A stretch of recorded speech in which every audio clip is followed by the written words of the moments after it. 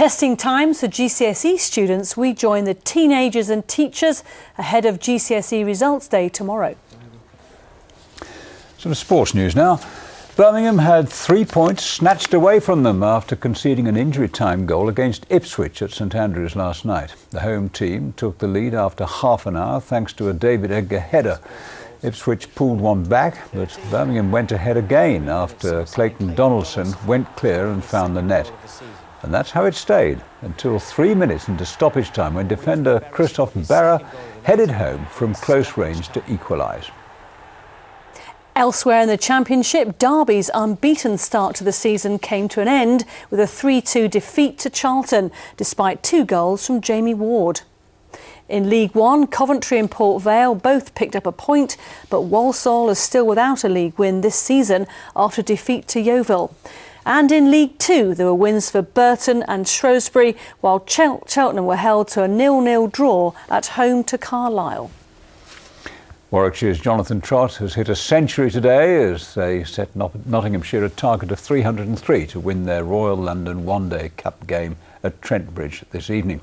The former England batsman put on 176 for the second wicket with Tim Ambrose, who fell too short of a 100 himself, bowled on 98 by Luke Fletcher.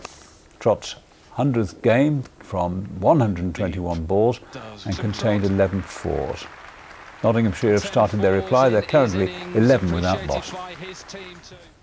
Good luck to them. Well, the new football season may be up and running, but for players who've retired from the lower leagues, the challenge now is finding a new job. Some are without multi-million-pound contracts in the Premier League to fall back on. Yes, former defender Guy Branston, who had a spell with Burton Albion. He retired this summer after nearly 20 years in the game, and he's now set up a website to help other footballers showcase their talents. And he's been telling Jonty Messer about some of the myths surrounding lower league salaries. 26, I had, three big houses, 3 big mortgages, nice BMW, earning about £5,500 a month. And then obviously it led me to 2 years' time, I'd lost a lot.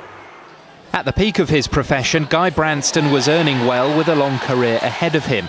But in a remarkably honest interview at his home, he tells me success in lower league football is short-lived. We see footballers with nice cars, big houses. Can that be the case outside of the Premier League? What were you earning? What did you have? Well, I mean, over 100 grand a year, which is, to me, fantastic from an area I was brought up in, to have that sort of money, earning that sort of money. But I had a nice car, I had a BMW 320, I invested in houses. I had a fantastic time doing it. It was probably the best thing that ever happened to me, if I'm honest, losing it all. Inside 2 years, that lifestyle was over, along with league football, as Guy was forced into the conference to play for Kettering. It's not secure, football. It's a very insecure game. The lower league lads really need to understand that it's a short career. It's very hard to have a 2 or 3 year career. It's little over a month since Guy announced his retirement, aged 35, from a career spanning 18 seasons and 19 different clubs. But his experiences taught him to prepare for life after football. Oh, here he is. What does your business do? It basically promotes you as a footballer.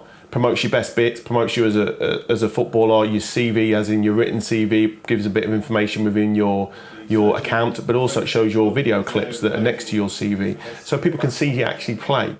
But although Guy has a plan, he says many of today's young players aren't prepared for the real world. We had lads last season handing in their bills to football club secretaries because they didn't know how to pay them. This is 23 and 24-year-old men. These lads are literally chucked out there on loan because they're not good enough to play in the Premier League. Go and get experience because they're exposed to this lifestyle, and hopefully they'll swim, or obviously they'll sink. It's a warning worth paying attention to, with the average career of a footballer lasting just 8 years. Well, he's doing a great service, I think, because years ago they used to give up football and go and run a pub. Yeah. But now all the pubs are being closed down. No pubs around now, are there? Anyway, we move on now. The national and international news is just a few moments away, so let's take a look at what's coming up tonight. David Cameron cut short his holiday after Islamic extremists release a video of an American journalist apparently being murdered. James Foley's killer spoke with a British accent. Here, the Prime Minister has been holding emergency meetings with national security advisers.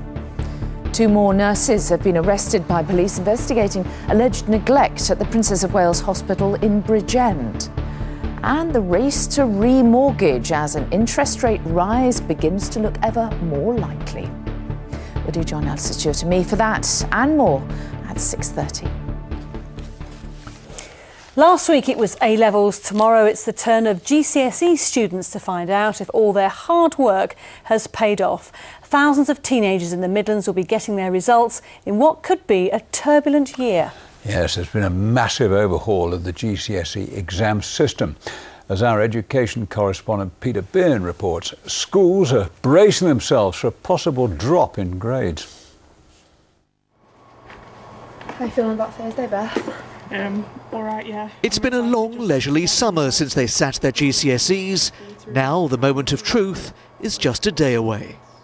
I'm quite nervous because I don't want to let myself down or the people around me down. It's not just the 16-year-olds at Hayward Academy in Stoke-on-Trent waiting with bated breath. Teachers, exam boards and the education establishment are bracing themselves after the biggest shake-up in the exam system for years. For the first time, GCSE students were examined at the end of their 2 years of study, instead of taking modules during their course. And they had just one attempt at their exams. No resits, as these wouldn't count in school league tables. This has meant far fewer students being entered for exams early. Because everything was at the end of the year, you had to revise for everything at once, and it's a lot of knowledge to retain. We were under a lot of pressure, but the teachers let us cope with that because they kept pushing us and made sure that we knew everything we needed to. We couldn't do anything about it, so we had to just go along with it and we tried our best. Some believe the reforms are hard on teenagers, particularly in the key subjects of English and maths. One crack at it seems unfair because once they reach 16, they then will have to continue doing it 17, 18. So why not give them 2 goes before they're 16? The exams watchdog Ofqual, based in Coventry, acknowledges tomorrow's results could look different to past years, but says students have nothing to fear. I do appreciate for them it's an anxious time because there have been changes, but they can be reassured that we are here holding the bar steady, and that means that if you were to get a C grade in the past with a modular examination system, then you will get a C grade now. You will effectively get the grade that you've earned. Whatever tomorrow brings, Daniel Washington already has a foot on the career ladder. He's just started an engineering apprenticeship with tableware maker Steelite. I wanted to be working as soon as I could and something practical if possible, and it's just ticked most of the boxes. For most, though, this will be their passport to A-levels. I think I'm more nervous than what she is, but I think just because she's applied herself so much and she has really committed to her studies, you know, I just want her to do so well. A sentiment all parents will share as their sons and daughters head for school tomorrow morning. Peter Byrne, ITV News, Stoke. Well, fingers crossed for you. And on tomorrow night's programmes, we'll be looking at how students in the Midlands got on. Plus, we'll be talking to one man who left school without any GCSEs. A.D. Phelan is one of the region's most successful businessmen. He's built up a multi-million-pound hairdressing chain. He recommends working hard at school, but says he is proof that you can still become successful if you don't get the grades you're hoping for.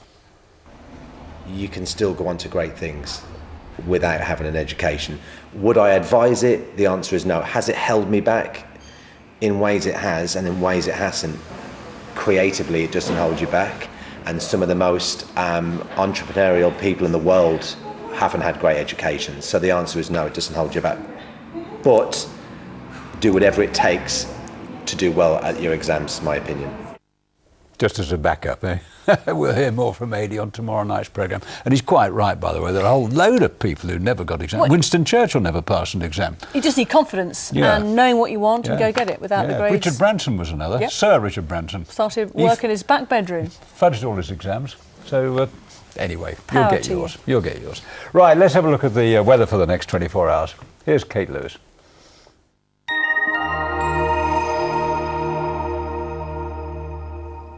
Hello, good evening. Well, it's been a rather decent day out there today. We've had plenty in the way of sunshine. We've had some showers too, and it has felt a little bit cool. Now, it's about 4 to 5 degrees down on where we expect it to be for this time of year, and those temperatures will remain over the next few days. This is what's happening out there. This band of rain will push its way southeastwards through the course of the next few days. With this occluded front we can see here, it'll become more cloudy, less sunshine around than what we've had, and more in the way of outbreaks of rain as well. But this evening, though, we are expecting a largely dry night with clear skies. Under these clear skies, temperatures will tumble. We'll see lows of around 8 and 9 degrees. In more rural areas, they could even drop further than this. Then tomorrow morning, we'll get off to a decent enough start. A little bit of cloud around, especially in the north of the region. Elsewhere, more sunshine from time to time. But it's as we head through into the afternoon where that cloud thickens and becomes more widespread as that front moves its way southeastwards. Temperatures tomorrow similar to today, highs of just around 16 degrees. As we head through into the bank holiday weekend, it's heating up with some more sunshine on its way.